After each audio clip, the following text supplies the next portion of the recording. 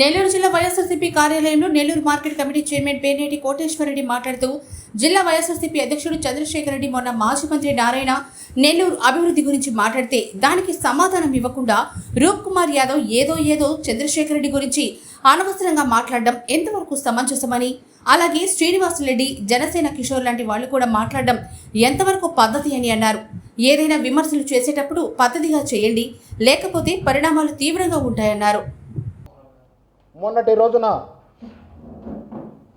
మా పార్టీ జిల్లా అధ్యక్షులు పర్వతరెడ్డి చంద్రశేఖర్ రెడ్డి గారిని గురించి తెలుగుదేశంలో కొత్తగా చేరినటువంటి అదేవిధంగా పాతగా ఉన్నటువంటి నాయకులు విమర్శించడం దెయ్యాలు వేదాలు వల్లించినట్టుగా ఉంది. చంద్రశేఖర్ రెడ్డి గారిని గురించి మీకు చెప్పాల్సిన అవసరం ఎంతైనా ఉంది.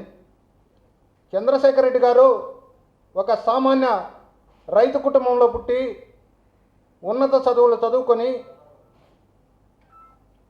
కష్టపడి విద్యా సంస్థలను స్థాపించి నెల్లూరులో ఎంతోమంది పేద మధ్యతరగతి విద్యార్థులకు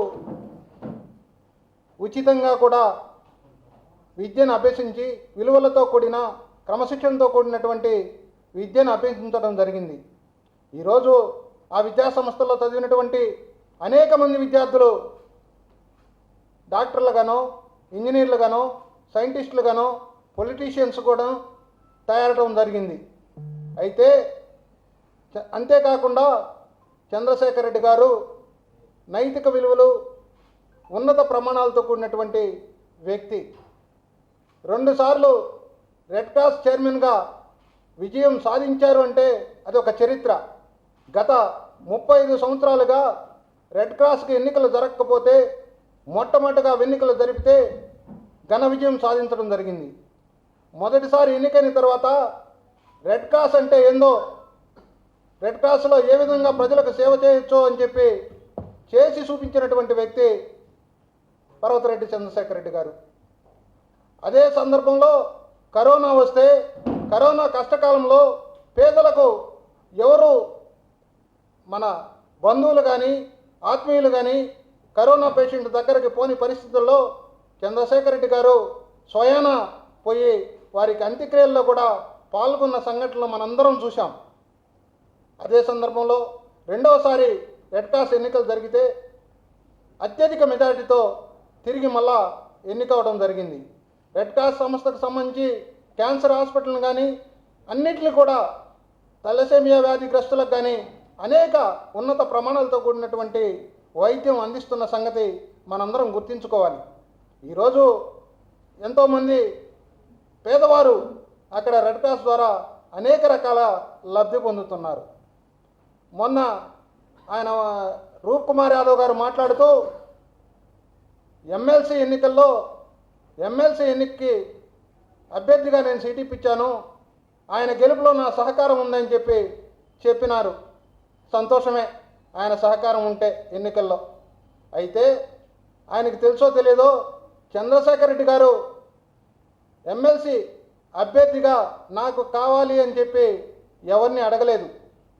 గౌరవ ముఖ్యమంత్రి జగన్మోహన్ రెడ్డి గారు అనేక మందిని చూసిన తర్వాత ఎవరైతే మనకి గెలుపుకి ఉపయోగపడతారో కరెక్ట్ అభ్యర్థి ఎవరో అని సర్వేలు జరిపిన తర్వాత నెల్లూరులో ఉన్నటువంటి పర్వతరెడ్డి చంద్రశేఖర్ రెడ్డి గారు అయితే నిజంగా ఆయన టీచర్ ప్రొఫెషన్ నుంచి ఉన్నారు కాబట్టి ఆయనైతేనే ఉపాధ్యాయ ఎమ్మెల్సీ అభ్యర్థికి సరైన అభ్యర్థి అని చెప్పి తెలుసుకొని ఆయన నేరుగా పిలిపించి, చంద్రశేఖర్ నువ్వు ఉపాధ్యాయ ఎమ్మెల్సీ అభ్యర్థిగా పోటీ చేయాలి అని చెప్పిన వెంటనే ఆయన మరో మాట చెప్పకుండా ముఖ్యమంత్రి ఆదేశిస్తే ఏదైనా చేస్తానని చెప్పి ఆనాటి వరకు ఒక చరిత్ర. ఎప్పుడు కూడా యూటీఎఫ్ అంటే పీడీఎఫ్కి సంబంధించినటువంటి వ్యక్తి మాత్రమే ఉపాధ్యాయ ఎమ్మెల్సీ ఎన్నికల్లో గెలుపొందటం.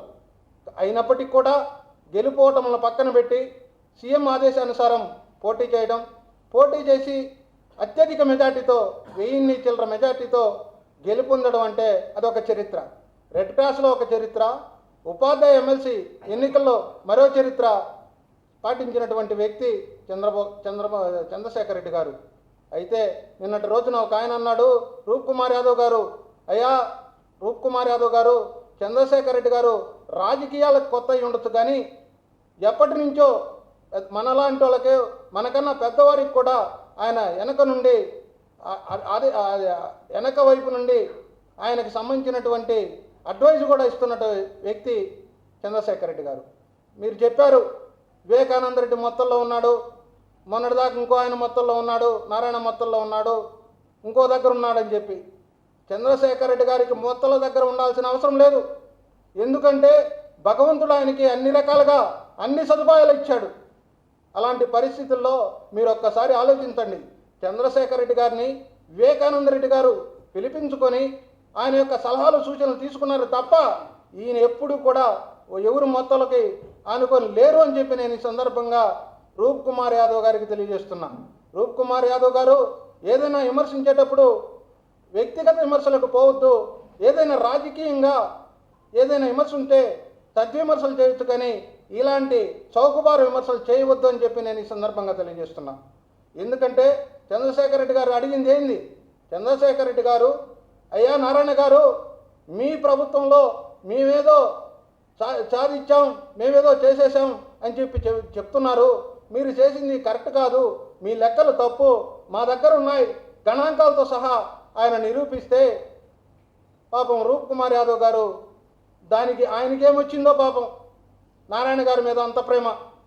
నారాయణ గారిని గురించి గుర్తుందో లేదో రూప్ కుమార్ గారు, గతంలో మీరు నారాయణ గారిని ఏ విధంగా తిట్టారో ఒక్కసారి మీరు పునరాలోచించుకోమని చెప్పి నేను ఈ సందర్భంగా తెలియజేస్తున్నా.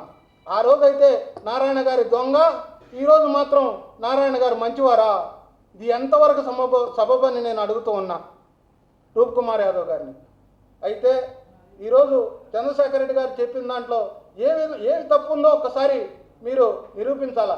చంద్రశేఖర్ రెడ్డి గారు చెప్పిన 88% అనేది ఎక్సెస్ చేసి ఒక ప్రైవేట్ సంస్థకి టెండర్లు ఇచ్చారని చెప్తే 88% కాదు 4.5% కన్నా ఎక్కువ వేయడానికి లేదని చెప్పారు రూప్ కుమార్ యాదవ్ గారు.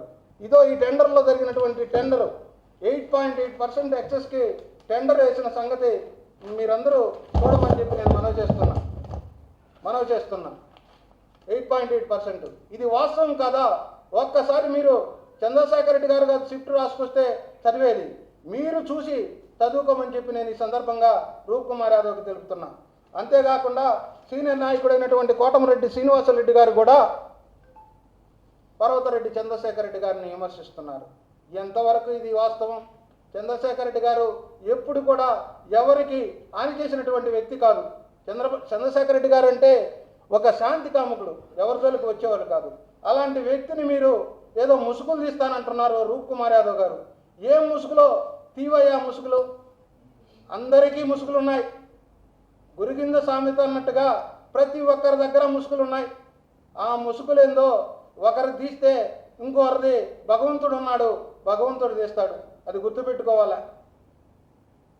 వ్యక్తిగత విమర్శలకు స్వస్తి పలకమని ఈ సందర్భంగా అలాంటి నాయకులకు నేను తెలియజేస్తున్నా. ఇంకో ఆయన గునుకుల కిషోర్ అంట, జనసేన పార్టీ నాయకులు, ఆయన కూడా లెక్కలు తేల్చమని చెప్పారు. లెక్కలు ఇంకేం లెక్కలు తేల్చాలో ఇదో లెక్కలతో సహా చంద్రశేఖర్ రెడ్డి గారు చెప్తున్నారు. లెక్కలు ఎంత టెండర్లు వేశారు, ఎంత ఎక్సెస్ వేశారు, ఎంతవరకు ఇప్పుడు పని పూర్తి చేశారు, ఈరోజు వరకు బిల్లులు ఎవరు కట్టారు, అట్కో రుణంకి ఎవరు రీప్లేస్ చేశారో ఒక్కసారి చూడండి అని చెప్పి ఆలోచించండి, మీరు గుర్తు చేసుకోండి అని చెప్పి నేను ఈ సందర్భంగా తెలియజేస్తున్నా. మరొక్కసారి చంద్రశేఖర్ రెడ్డి గారికి జోలికి కానీ చంద్రశేఖర్ రెడ్డి గారి మాటకు కానీ వ్యక్తిగతంగా వస్తే ఒప్పుకునేది లేదు అని చెప్పి ఈ సందర్భంగా హెచ్చరిస్తూ ఉన్నా.